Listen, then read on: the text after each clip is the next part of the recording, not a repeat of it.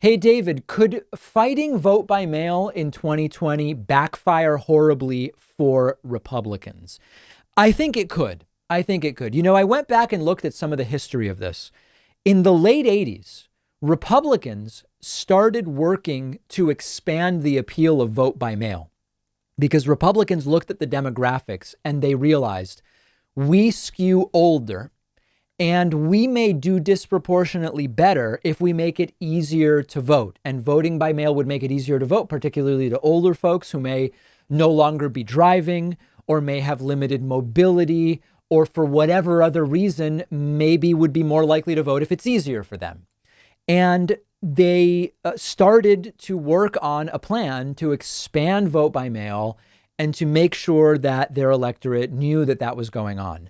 Those are the same. I mean, they're not literally the same people, but that's the same Republican Party that even in 2018 was still looking at, oh, let's require a mail ballot drop box at every early voting site in the state. They were doing that in 2018. In comes Donald Trump. We have the pandemic, and it really starts to seem that more vote by mail is going to be bad for Donald Trump.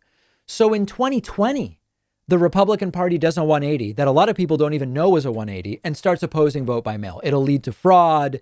It'll lead to, all these different things that didn't happen.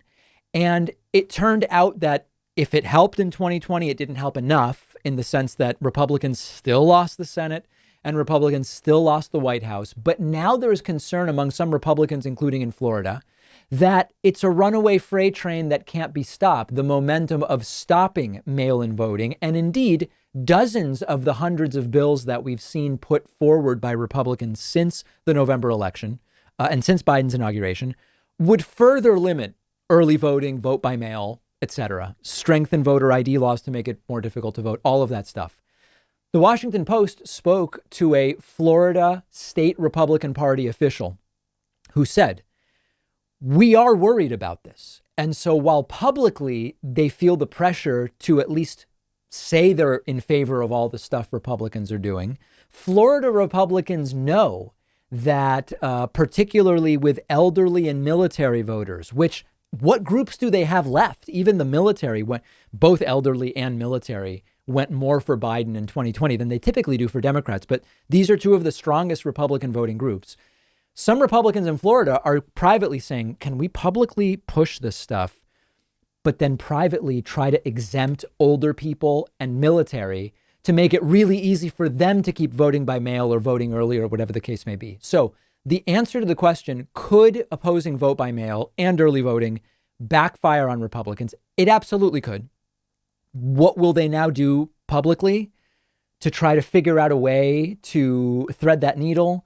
I don't know, and I don't really care. If it does end up backfiring on them, they have to you made the bed, now sleep in it or something like that. Eat the oats you sow. I don't even know. I'm looking for proverbs and similes and analogies here and failing. But this is a problem of their own making, and now they're going to have to deal with it.